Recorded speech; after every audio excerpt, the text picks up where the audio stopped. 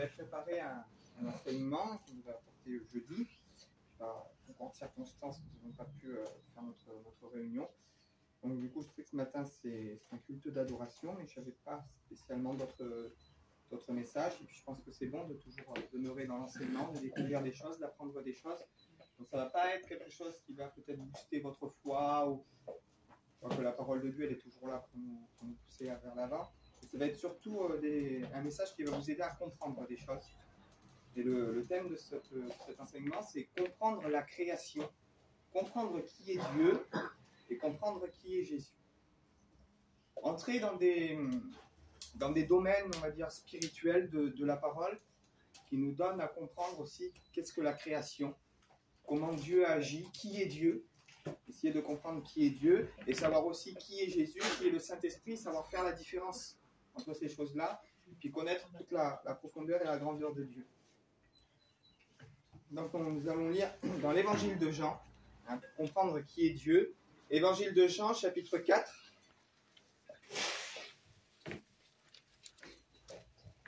Et au verset 24. C'est Jésus qui parle. Et vous connaissez ce récit, Jésus s'arrête au bord d'un puits, parce qu'il passait par un territoire qu'on appelle la Samarie. Et les Samaritains, en fait, étaient des demi-juifs. C'est-à-dire que pendant une certaine époque, le peuple juif avait migré, s'était marié avec des païens, en fait, et c'était devenu les Samaritains, qui habitaient dans une contrée un peu à l'extérieur de la Judée, dans leur territoire. Et ces Samaritains avaient pratiqué le judaïsme de l'époque, mais d'une façon un peu différente. Et parce qu'ils n'étaient pas d'accord, c'est toujours le même schéma, parce qu'ils n'étaient pas d'accord doctrinalement avec les Juifs, dans la pratique et dans certaines choses, les Samaritains et les Juifs, ils ne s'entendaient pas, en fait, pour cause de doctrine par rapport à la parole de Dieu. Et ce que Jésus va faire, quand il va passer dans cette contrée, il va s'asseoir au bord d'un puits, ses disciples étaient partis, et il va commencer à parler avec cette femme samaritaine. Et au verset 24, parce que cette femme dit, nous on a entendu dire qu'il ne faut pas adorer à Jérusalem, mais qu'il faut adorer sur le mont Garizim, sur telle et telle montagne. Et Jésus remet les choses un peu en place, et il dit que les vrais adorateurs doivent adorer le Père en esprit et en vérité. C'est ce que le Père demande. Il dit, car Dieu, verset 24, il dit, car Dieu est esprit, et il faut que ceux qui l'adorent en esprit. Déjà, pour comprendre qui est Dieu, et ce qu'est Dieu, il faut comprendre que Dieu est esprit. Dieu n'est pas matériel, entre parenthèses, comme nous, bien qu'il peut prendre des formes matérielles, mais Dieu est un esprit tellement grand, tellement puissant. Il dit que 2 Chroniques, chapitre 2, verset 6, il dit que Dieu est tellement grand, c'est ça, le roi Salomon qui parle. Il dit que les cieux des cieux ne peuvent le contenir. C'est-à-dire que toute la terre, le ciel, l'univers, si Dieu se manifeste tel qu'il est dans sa puissance, les cieux des cieux ne peuvent le contenir. Quand Salomon parle, c'est parce que Salomon devait construire un temple. C'était le fils du roi David, il a été choisi pour construire le temple de Dieu. Et puis il dit, mais comment on peut faire une maison à Dieu, puisque les cieux des cieux ne peuvent pas contenir Dieu. Ça, il faut que vous l'assimilez, ça va vous servir pour la suite. Dans le texte hébreu, quand il dit les cieux des cieux ne peuvent contenir, le mot hébreu là qui est employé, il peut dire aussi recevoir ou supporter. C'est-à-dire que le ciel des ciels, l'univers, ne peut pas recevoir Dieu et ne peut pas supporter Dieu. C'est quand même puissant. Tellement que Dieu est grand, tellement que Dieu est puissant. Ésaïe 6, verset 1, 66, verset 1, il dit que le ciel est mon trône et la terre mon marchepied. Si Dieu se manifeste tel qu'il est, le ciel et la terre ne peuvent le recevoir. Si le ciel est son trône et la terre son marchepied, si Dieu le Père se manifeste tel qu'il est, la terre ne peut pas le recevoir, le ciel ne peut pas le recevoir. Autre texte, je vais vous faire comprendre quelque chose pour qu'on parte dans une direction. Autre texte qui va dans le même schéma, la même direction. Exode 33, verset 20. C'est Dieu qui parle à Moïse, qui va monter sur une montagne, afin que je puisse te parler. Il va dire, mais moi je me mettrai dans un coin, tu ne me verras pas, tu verras qu'une ombre de ce que je suis, qu'une silhouette. Il dit, parce que l'homme ne peut pas me voir et vivre. personne ne peut voir Dieu tel qu'il est et vivre.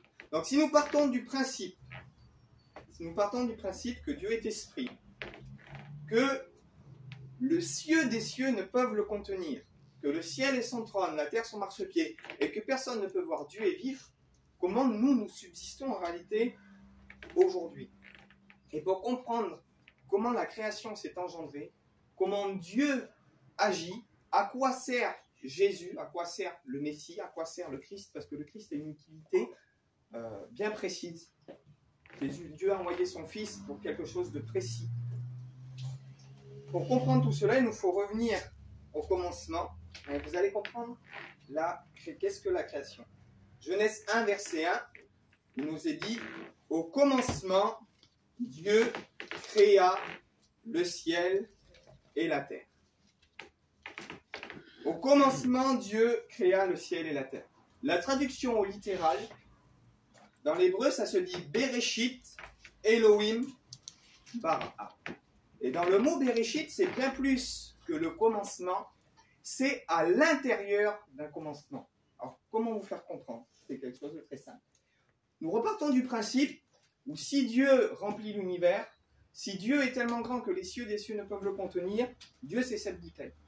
Cette bouteille est pleine, peut-on rajouter quelque chose dans cette bouteille qui est pleine? C'est impossible.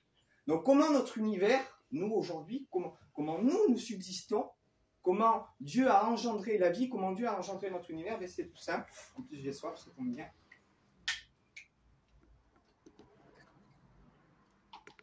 Maintenant il reste de la place.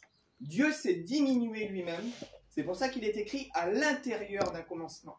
C'est-à-dire que Dieu s'est diminué lui-même, a diminué de sa personne, a diminué de sa puissance pour laisser un vide dans sa nature, dans ce qu'il est, pour laisser un vide dans l'univers pour créer ce commencement. C'est pour ça qu'il est dit à l'intérieur d'un commencement. Et si nous partons des principes scientifiques, de ce que la science explique aujourd'hui, nous voyons que la science complète est en parfait accord avec ce que la Bible enseigne. À l'intérieur d'un commencement. Il dit, le mot Elohim, c'est un pluriel, et il dit le mot Barak, qui veut dire former, c'est former du néant, c'est créer du néant. Mais nous allons le voir par la suite. Dans un commencement, donc les scientifiques s'accordent pour dire aujourd'hui, notamment avec les théories d'Einstein et les choses qui ont suivi, des gens qui ont fait avancer ce qu'on appelle la physique quantique, la théorie des cordes, la théorie du Big Bang, plein de choses comme ça.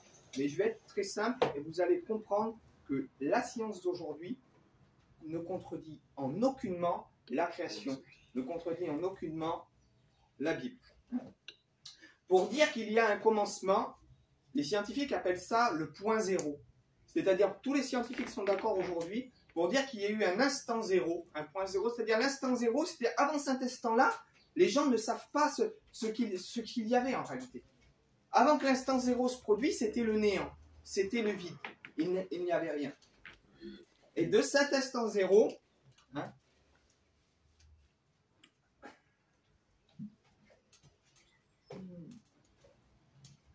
les scientifiques affirment aujourd'hui que l'univers donc, est parti de cet instant zéro avec ce qu'on appelle le Big Bang. C'est-à-dire qu'en une fraction de seconde, l'instant zéro, et en une fraction de seconde, l'univers a été créé. Le monde a été créé. Et nous rentrons dans ce que je vous explique là. C'est à l'intérieur de ce commencement, lorsque Dieu a commencé à diminuer, lorsque Dieu a commencé à mettre les choses en place, en une fraction de seconde, l'univers a été créé. Les scientifiques sont tous d'accord unanimement aujourd'hui pour dire que l'univers est en continuelle expansion. J'avais des notes scientifiques, mais je les ai perdues. J'aurais pu vous les lire, vous trouverez ça sur Internet, c'est des choses très simples. Et que l'univers est en continuelle expansion. Donc si nous partons de quelque chose qui est en expansion, c'est quelque chose qui grandit tout le temps, sans cesse, qui ne s'arrête pas de grandir. Or, s'il y a eu un moment où l'univers commence à être infini, et en expansion et d'une taille que l'on ne peut pas calculer, il faut comprendre qu'il y a eu un moment où l'univers était une petitesse infime. Peut-être même d'une épaisseur d'une tête d'épingle. L'univers était rétréci sur lui-même. Et c'est ce que les scientifiques appellent aujourd'hui la singularité. Pour ceux qui suivent des cours un peu, qui vont à l'école, vous savez de quoi je parle. C'est ce que les scientifiques appellent la singularité. La singularité, c'est quoi? C'est un point, un seul point, dans lequel était concentré tout l'univers. C'est-à-dire que l'univers était renfermé sur lui-même, à l'intérieur d'un commencement. Dans le vide que Dieu a laissé, à cet instant zéro, le temps et l'espace n'existent pas. C'est-à-dire qu'il n'y a pas de temps, il n'y a pas d'espace, il n'y a rien. Tant que l'univers n'a pas été commencé, tant que ce Big Bang n'a pas eu lieu, tant que ce point zéro n'a pas éclaté, l'univers, en réalité, le temps et l'espace tel que nous le connaissons aujourd'hui, n'existent pas. Il y a une expansion, donc, dans ce vide, l'univers a démarré et il y a une expansion. Et l'univers s'arrêtera quand il touchera la limite que Dieu lui a fixée. Quand ce vide que Dieu a laissé sera plein, quand ce vide que Dieu a laissé arrivera à son compte, quand l'univers aura rempli ce vide, l'expansion de l'univers se fait dans ce vide, à l'intérieur de ce commencement que Dieu a créé. Vous me suivez jusque-là? C'est pas trop compliqué? Donc, comme je dis, l'expansion, pour arriver à infiniment grand, demande de commencer par un infiniment petit. Donc le point unique que l'on appelle la singularité. Avec la singularité et l'instant zéro, le temps et l'espace n'existent pas. Avant ce moment-là, le temps et l'espace n'existent pas. Les scientifiques s'accordent alors pour dire qu'avant l'instant zéro, ils ne peuvent définir ce qu'il se passe. Mais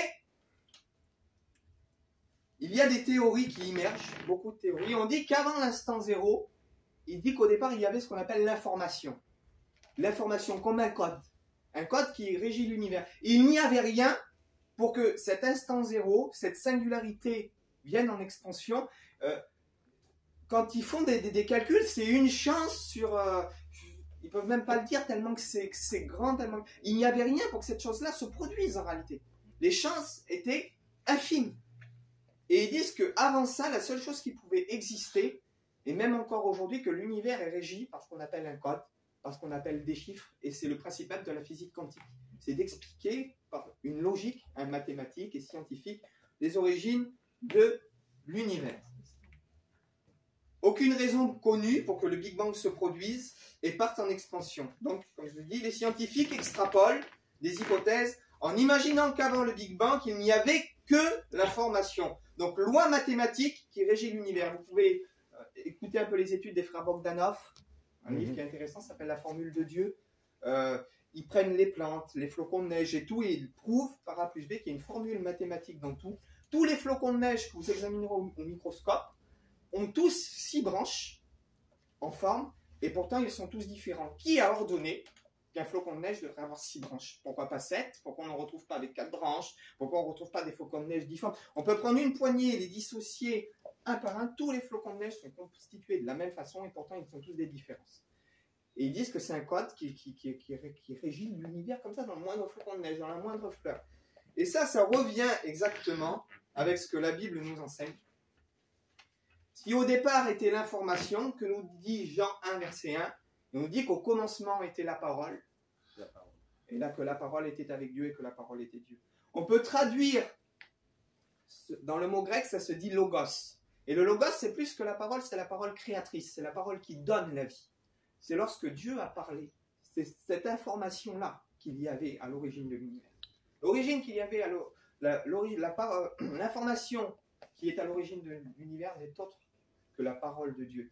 Et même on parle de bouddhistes, on parle de croyances, on parle de religion, mais même les bouddhistes dans leurs croyances, vous voyez, quand ils font ce bruit-là, ils disent que c'est ce bruit-là, que c'est le bruit qui a créé l'univers. Donc, dans leur mentalité, ils disent qu'il y a un son, qu'il y a un bruit qui est à l'origine de l'univers. Donc, sans le vouloir, dans leur conception, ils affirment ce que la Bible explique. Dans le mot logos, il veut dire propos, il veut dire aussi mot, il veut dire aussi langage. Quelque chose qui va créer la vie. Dieu dit que la lumière soit et la lumière fut.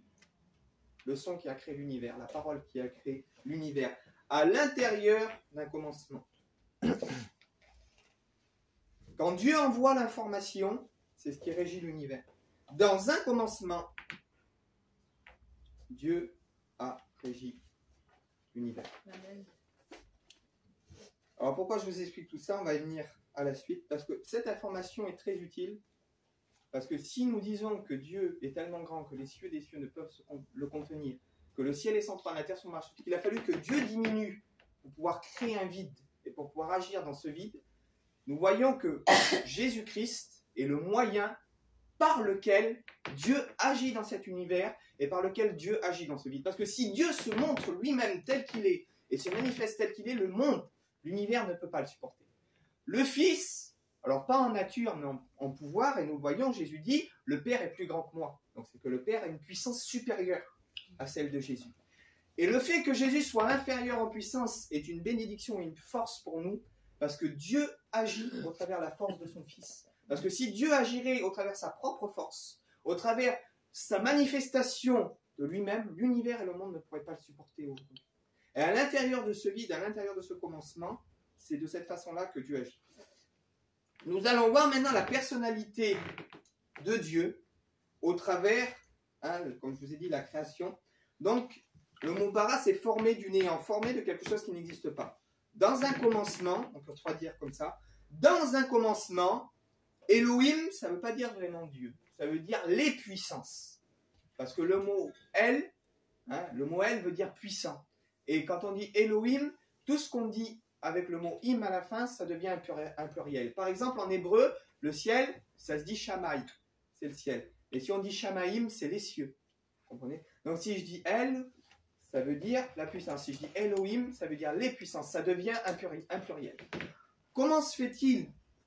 C'est drôle parce que les gens rejettent parfois la Trinité, le Père, le Fils, le Saint-Esprit. Ils ont du mal à comprendre. Alors qu'à la base même, dans les premiers textes de la Bible, nous avons déjà un pluriel qui entre. Ça n'a aucun sens que Dieu dit, on va le voir ensuite, au commencement, les puissances. Mais qui sont ces puissances? Puisqu'il y a plusieurs puissances qui sont mentionnées, puisque c'est un pluriel. Donc, on va revenir. Dieu se retire et à partir du néant, il crée, donc les Elohim, les puissances, à la création. Qui sont ces puissances qui agissent? Donc ces puissances ne sont d'autres que le Père, le Fils et le Saint-Esprit. Confirmation, donc Genèse 1, verset 26. Parce que tout ce que je dis, je le confirme par la parole de Dieu, je ne parle pas de moi-même, et je ne veux pas laisser de points obscurs, je veux aller dans le sens de la parole de Dieu. Genèse 1, verset 26, il dit, Dieu dit, faisons, donc encore un pluriel, donc Elohim, un pluriel, dit faisons. Si Dieu aurait été tout seul à ce moment-là, il n'aurait pas dit faisons, ça n'a pas de sens dans le texte. Il aurait dit, je vais faire l'homme à mon image et selon ma ressemblance. Mais là, Dieu dit, faisons l'homme à notre image, donc notre, c'est un groupe, selon notre ressemblance, et qu'il domine sur les oiseaux, les poissons et sur toute la création. Dieu dit, faisons l'homme à notre image. Ce qui est important à noter, c'est que dans le mot image, là, qui est employé en hébreu, ce mot a plusieurs significations. Le mot image, il veut dire aussi ombre. Une ombre de quelque chose qui existe déjà. Faisons l'homme comme notre ombre. Une ombre est une projection de quelque chose qui existe déjà. C'est-à-dire que moi j'existe, lorsque le soleil tape sur moi, mon ombre est la projection de ce que moi je suis. Et Dieu a fait une projection d'une réalité qui existe dans cet infini, dans l'infini de Dieu. Dieu a fait une projection de ce qui était déjà au travers le Père, le Fils et le Saint-Esprit. Parce que dans le plan de Dieu, il dit, dans le passage, il dit, il le créa à l'image de Dieu, il le créa mâle et femelle. C'est-à-dire que dans le plan de Dieu, l'homme et la femme existent déjà. Nous voyons après dans le récit que Dieu crée l'homme avant, qu'il crée la femme ensuite, mais dans le plan de Dieu, comme nous voyons au verset 26, il dit, il le créa homme et femme. Et nous retrouvons au travers ce que l'on appelle le foyer, les enfants, la famille, l'image de ce que Dieu est déjà dans le ciel. Vous comprenez? Je ne suis pas trop compliqué, ça va? Nous retrouvons l'image de ce que Dieu est dans le ciel. Donc comment comprendre ça? Nous savons que Dieu c'est le Père. Il dit que c'est lui le chef de la hiérarchie, il n'y a personne plus grand que Dieu. Il dit que l'homme est créé à l'image du Père. Donc l'homme, le mâle, c'est-à-dire l'homme, représente en réalité Dieu. Représente celui qui est le chef du foyer, entre parenthèses. L'homme représente Dieu. Ensuite, vous retrouverez cette pensée. Hein. Il dit que l'Esprit de Dieu est appelé le consolateur. Lorsqu'un enfant se fait mal, qui est-ce qui console un enfant? C'est sa mère. Dans l'hébreu, hein, on nomme le Saint-Esprit le Ruach Kodesh, l'Esprit de Dieu. Mais le Ruach Kodesh, ça a une connotation féminine. C'est un mot qui est féminin. Et nous retrouvons en fait que le Saint-Esprit, dans le foyer, est à l'image de la femme. Que Dieu, c'est le Père, que l'Esprit qui a été créé à l'image de la femme, et de cette union eh bien, vient la descendance, que l'on appelle les enfants. Et que les enfants sont à l'image du Fils. C'est pour ça que Jésus dit, tout pouvoir m'a été donné. Dieu le Père a remis toute autorité dans son Fils. Et comme je l'ai dit tout à l'heure, le Père agit au travers le Fils parce que Dieu le Père est tellement grand et tellement puissant. Il y a même un passage qui dit que Dieu habite, ça c'est dans le Nouveau Testament, une lumière inaccessible. Qu'est-ce que Jésus dit? Personne n'a jamais vu Dieu, mais le Fils unique qui est dans le sein du Père nous l'a fait connaître. Si Jésus dit personne n'a jamais vu Dieu, c'est que personne n'a jamais vu Dieu. Donc, vous imaginez la grandeur et la puissance de Dieu le Père? Lorsqu'on prend les textes, qu'on creuse, et on arrive à comprendre quelle est l'utilité du Saint-Esprit, quelle est l'utilité de Jésus. Il dit le Fils qui était dans le sein du Père, qui était égal en nature, qui était dans le sein de Dieu, eh bien, il est descendu, Dieu l'a envoyé et nous a fait connaître. Il dit, celui qui m'a vu a vu le Père. Parce que vous ne pouvez pas voir le Père élevé, mais celui qui m'a vu a vu le Père. Et nous voyons déjà que dans l'Ancien Testament, Dieu le Père ne va agir qu'au travers la manifestation de son Fils. J'espère que je ne vais pas être trop long, à ne pas faire mon flongue ce matin. On va lire ensemble dans le livre de la Genèse encore. Pour moi, c'est le livre le plus riche de la Bible. La Genèse, c'est Genèse chapitre 22. Un passage bien connu.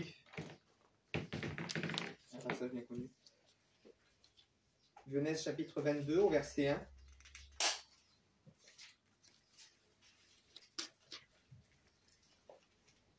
Si quelqu'un a, il peut lire, je vais vous faire participer un petit peu. Versets 1 et 2. Après ces choses, Dieu mit Abraham à l'épreuve et lui dit, Abraham, il répondit, me voici. Dieu dit, prends ton fils, ton unique, celui que tu aimes, Isaac, va-t'en au pays de Moria, et là, offre-le en holocauste sur l'une des montagnes que je te dirai. Béni soit Dieu. Elohim dit, les puissances encore sont mentionnées, les puissances dit à Abraham, ils le mirent à l'épreuve, offre-moi ton fils, ton unique, celui que tu aimes. Juste un petit peu plus loin, au verset 11, vous connaissez l'histoire, Abraham va aller avec son fils, etc. Verset 11, il dit, au moment où Abraham va étendre ses mains, alors l'ange de l'Éternel, écoutez bien, l'appela des cieux et dit, Abraham, Abraham. Il répondit, me voici. L'ange dit, n'avance pas ta main sur l'enfant. Là, nous voyons un personnage qui apparaît. Il semblerait que ce n'est pas vraiment Dieu. Ça parle du haut du ciel. Il écrit l'ange de l'Éternel. C'est un peu confus. Écoutez. Abraham dit, me voici. L'ange dit, n'avance pas ta main sur l'enfant et ne lui fais rien, car je sais maintenant que tu crains Dieu. Donc, c'est lui. On dit que ce n'est pas vraiment Dieu qui parle. Mais écoutez combien ça devient ambigu. Je sais maintenant que tu crains Dieu et que tu ne m'as pas refusé ton fils. Donc il dit, je sais que tu crains Dieu et que tu ne m'as pas refusé ton fils, mais c'est Dieu qui a demandé à Abraham de lui donner son fils. Donc on voit vraiment que ce personnage qui est en train de parler est limite l'égal de Dieu, qu'il a une nature divine, mais qui n'est pas Dieu lui-même. On le voit clairement dans le texte. Et tu ne m'as pas refusé ton fils. Abraham leva les yeux, il vit derrière lui un bélier retenu dans un buisson par les cordes. Abraham alla prendre le bélier et l'offrit en holocauste à la place de son fils.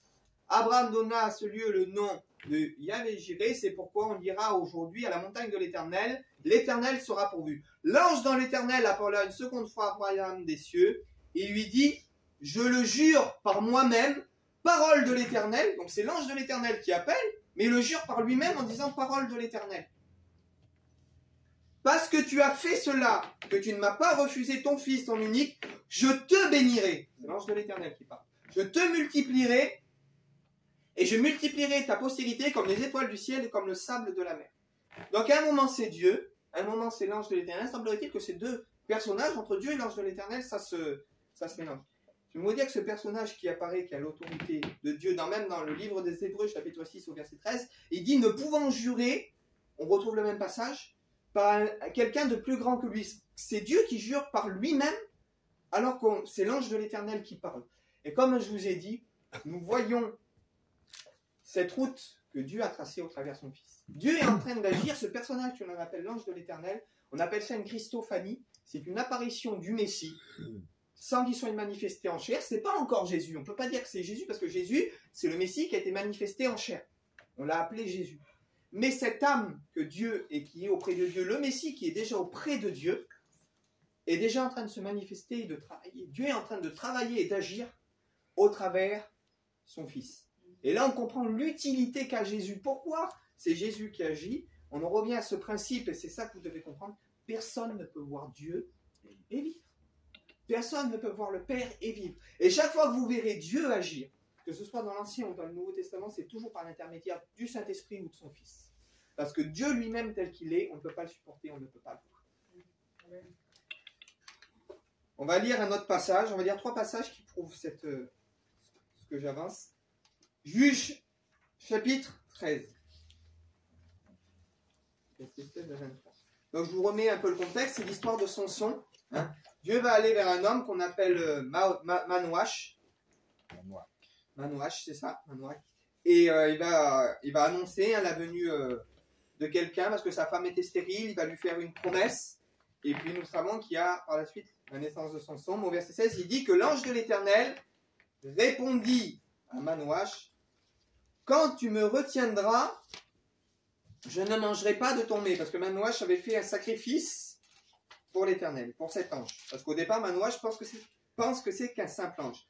Mais si tu veux faire un holocauste, tu l'offriras à l'Éternel. Manouach ne savait pas que c'était l'ange de l'Éternel. Et Manouach dit à l'ange de l'Éternel, « Quel est ton nom, afin que nous te rendions gloire quand ta parole s'accomplira ?» L'ange de l'Éternel lui répondit, « Pourquoi demandes-tu mon nom? Il est merveilleux. » Donc nous voyons bien que ce personnage-là a un caractère divin, et c'est bien plus qu'un ange. Mon nom, il est merveilleux. Manouach prit le chevreau et l'offrande, et il fit un sacrifice à l'Éternel sur le rocher. Il opéra des prodiges pendant que Manouach et sa femme regardaient. Comme la flamme montait de dessus l'autel vers le ciel, l'ange de l'Éternel monta dans la flamme de l'autel. À cette vue, Manouach et sa femme tombèrent la face contre terre. Est-ce qu'on peut tomber la face contre terre face à un simple ange? Dans l'Apocalypse, nous avons un ange qui parle à Jean, Jean se prosterne et l'ange regarde et dit « Mais lève-toi, je suis ton compagnon de service. Je suis comme toi, je suis à ton service, je suis pas... » Et là, nous voyons Manouach et sa femme qui tombent face contre terre et ils sont tout tremblants. Et écoutez ce qu'il nous est dit. À cette vue, Manouach et sa femme tombèrent la face contre terre. L'ange dans l'Éternel n'apparut plus à Manouach et à sa femme. Alors Manouach comprit que c'était l'ange de l'Éternel et il dit à sa femme, « Nous allons mourir car nous avons vu Dieu. » Nous allons mourir car nous avons vu Dieu. Il savait déjà à cette époque-là qu'il y avait bien plus qu'un ange, qu'il y avait une partie de Dieu, que ce n'était pas le Père, qu'il y avait une partie de Dieu qui se manifestait. Et il le savait que ce n'était pas le Père. Nous allons mourir car nous avons vu Dieu. C'est pour vous montrer que déjà à cette époque-là, dans toute la Bible, Jésus agissait déjà. Et Dieu agissait par l'intermédiaire de son Fils. Béni soit Dieu. Amen. Zacharie, ça c'est un passage très très intéressant. Livre de Zacharie, chapitre 3.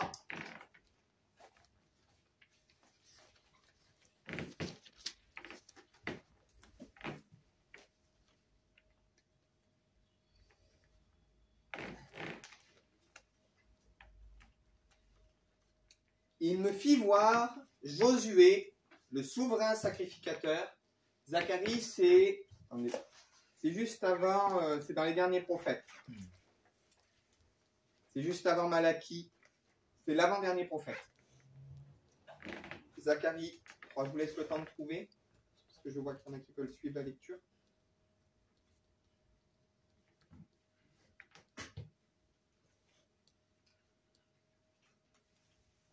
Zacharie chapitre 3.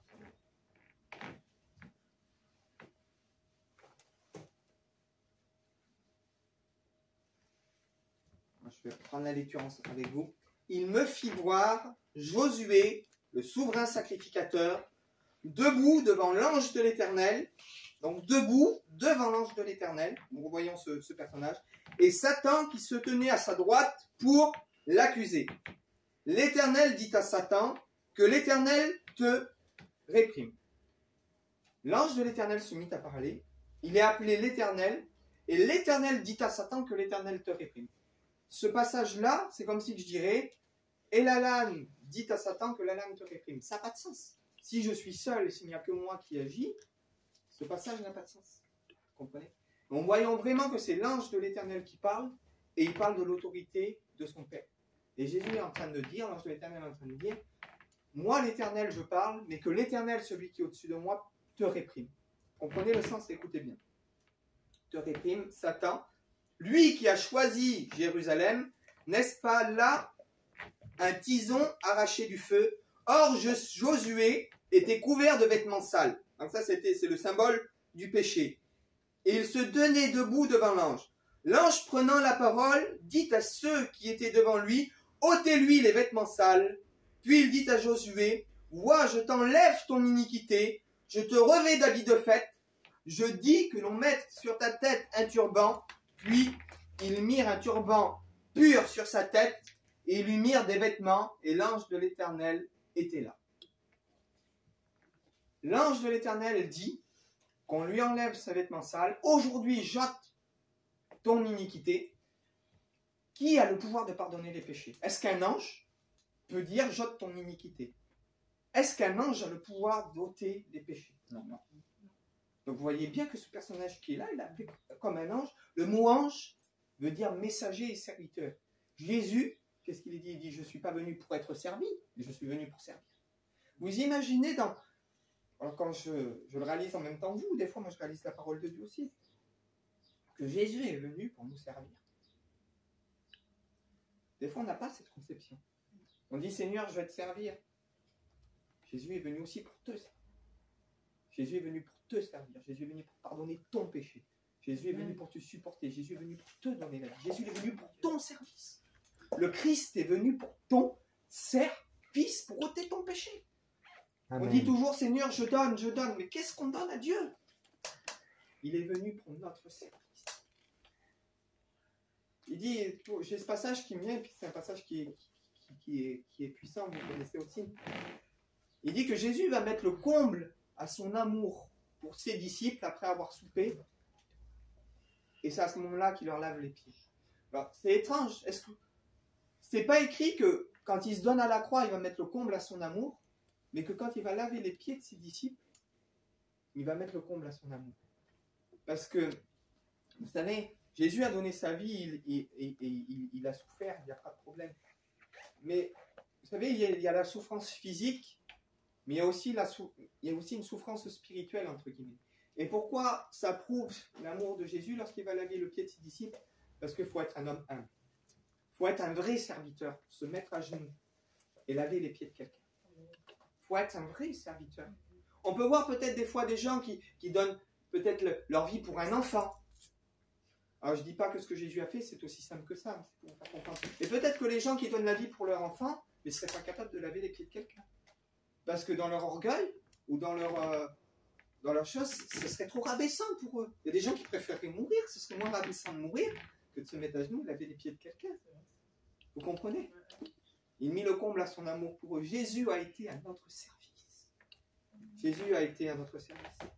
Et là, il dit que à Josué, le souverain sacrificateur, il ôte ses vêtements sales. Il dit ôtez ses vêtements sales.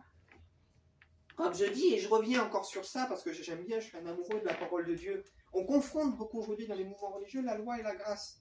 L'Ancien Testament, le Nouveau Testament. Mais vous ne voyez pas la grâce de Dieu ici.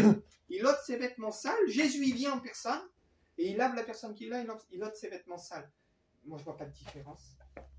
avec ce que Jésus a fait dans le Nouveau Testament, est-ce qu'il agissait avant? Quand David se présente, pardonne-moi mes iniquités, redonne-moi la joie de mon salut, celui qui avoue et qui délaisse obtient miséricorde. On voit que Jésus-Christ est le même, hier, aujourd'hui, éternellement. Pourquoi Jésus serait différent dans l'Ancien Testament ou Dieu était différent dans l'Ancien Testament? Il y a des choses qui ont changé parce que dans le Nouveau Testament, lorsque Christ est mort et ressuscité, il a accompli toute sa loi, toutes ses promesses, il l'a accompli en nous. Et nous avons plus de force aujourd'hui au travers du Saint-Esprit pour accomplir sa parole. Le sacrifice a été accompli, ça nous le savons. Il y a un avantage quand même.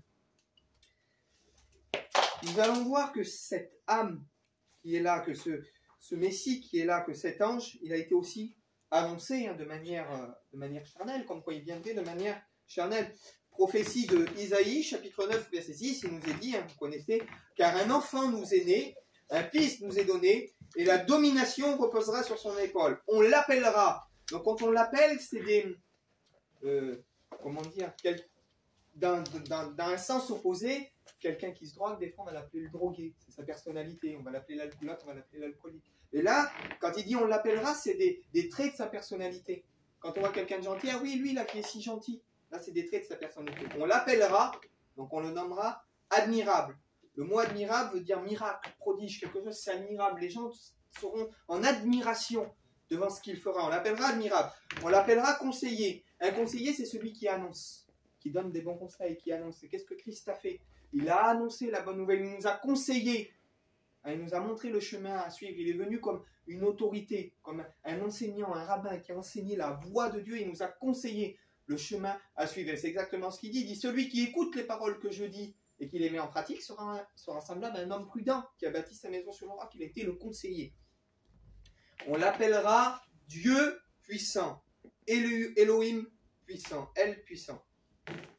On l'appellera Père éternel. Pourquoi Père? Parce qu'on a été engendré en Christ. Il est celui qui nous a fait participer à sa nature. Jésus est notre Père au sens spirituel, mais aussi notre frère, parce qu'il est notre exemple, notre modèle. Béni soit Dieu.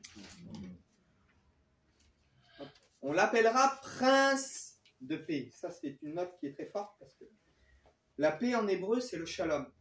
Et le shalom, c'est bien plus que la paix. C'est un état complet de perfection. C'est-à-dire un état complet de perfection en santé, en maturité, en paix, en amour. C'est-à-dire que lui, que lorsqu'il viendra, il viendra apporter un état de perfection complet. Donc cette œuvre, le Messie, il a déjà commencé en nous, et il la rendra parfaite lorsqu'il viendra régner, qui mettra toute autorité sous ses pieds, que Satan sera lié. L'état de perfection sur la terre, c'est ce que Christ va venir apporter. Ce Fils, donc, qui est prince de la perfection, puissant des puissants, Père éternel, n'est autre que le Messie. Ésaïe aussi 7,14 nous dit, c'est pourquoi la jeune fille, quand il était question là du mot jeune fille, c'est une jeune fille qui n'était pas mariée, deviendra enceinte, et elle enfantera un fils, elle lui donnera le nom d'Emmanuel. Et Emmanuel veut dire la puissance avec nous. La puissance avec nous. Donc on revient à ce que l'on disait au départ, Elohim, les puissances, une partie de cette puissance qui sera avec nous, corporellement. Accomplissement, on retrouve l'accomplissement dans...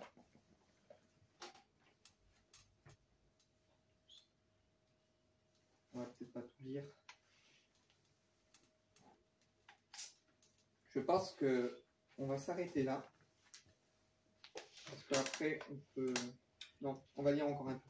Accomplissement, Matthieu chapitre 1, verset 18. Matthieu chapitre 1, verset 18. Voyons, si quelqu'un a, il peut lire. Matthieu chapitre 1, verset 18. Verset 18 à 22.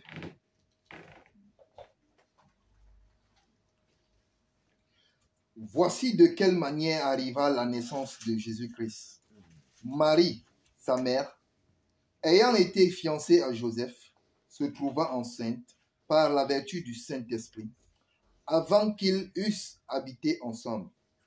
Joseph, son époux, qui était un homme de bien et qui ne voulait pas la diffamer, se proposa de rompre secrètement avec elle. C'est bon, béni soit Dieu. Amen. Ces choses sont arrivées et je lis juste 2 petites notes et puis après on prie le Seigneur. Vous savez que historiquement, nous voyons ce qui est biblique, nous avons ce qui est scientifique. Et nous voyons que la venue du Messie, elle est aussi historique. Nous voyons vous pouvez trouver ça sur Wikipédia, un homme qui s'appelle Flavius Joseph, qui au départ c'était un juif. Il a adopté la nationalité romaine. Donc, il y en a beaucoup qui remettent ses écrits en cause, comme il est devenu romain. Ils disent que c'est les Romains qui l'ont poussé à écrire certaines choses sur Jésus, notamment. Et dans ces récits, ce qu'on appelle la guerre de Jérusalem, ou les récits, choses comme ça, c'est lui qui parle de Titus, qui est venu détruire le temple, de plein de choses comme ça. Et écoutez ce que cet homme-là a écrit. Il dit, en ce temps-là, apparaît Jésus, un homme sage, si toutefois il faut l'appeler un homme, parce qu'il n'est pas sûr pour lui que c'était un homme, car c'était un faiseur de prodiges, un maître des gens qui recevaient avec joie la vérité. Il entraînait beaucoup de Judéens et aussi beaucoup de Grecs. Celui-là était le Christ, et quand Pilate, sur la dénonciation des premiers parmi nous, le condamna à la croix, ceux qui l'avaient aimé précédemment ne cessèrent pas, car il leur apparut le troisième jour vivant de nouveau. Les prophètes divins avaient dit que ces choses et 10 000 autres merveilles sont arrivées. Donc nous voyons cet historien qui a écrit des livres d'histoire qui parle déjà de Jésus à cette époque-là par lui un homme. Il s'appelait Jésus. Est-ce qu'on peut dire que c'est un homme? Lui-même ne sait pas à quoi s'en tenir, mais il relate historiquement ce que la Bible est en train de relater. Et la Bible, quand cet homme-là écrit ça, les écrits que nous on avait, ils n'avaient pas été canonisés, ils n'étaient pas sortis, si vous préférez ça. Ça se donnait de main en main, mais cet homme-là n'était pas au courant de ça en fait. Lui, il a écrit ce qu'il a entendu et ce qu'il a vu. On en lit encore un autre.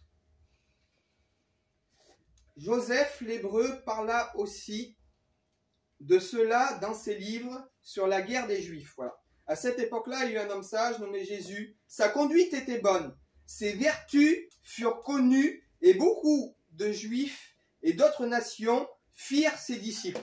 Pilate le condamna à être crucifié et à mourir, mais ceux qui étaient faits ses disciples prêchèrent sa doctrine. Ils racontèrent qu'il leur apparut 3 jours après sa crucifixion et qu'il vivait et qu'il était vivant, qu'il était considéré par eux comme le Messie au sujet duquel les prophètes avaient dit des merveilles.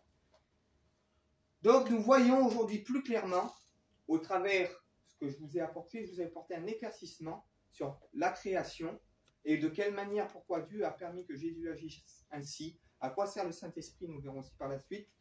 Et nous continuerons un peu plus tard sur la personnalité de Jésus et qu'est-ce que Jésus est venu faire en réalité sur la terre et quel est le sens que Jésus veut que nous adoptions. Et ce sera sûrement dans une prochaine étude. Nous prions le Seigneur ensemble. Amen.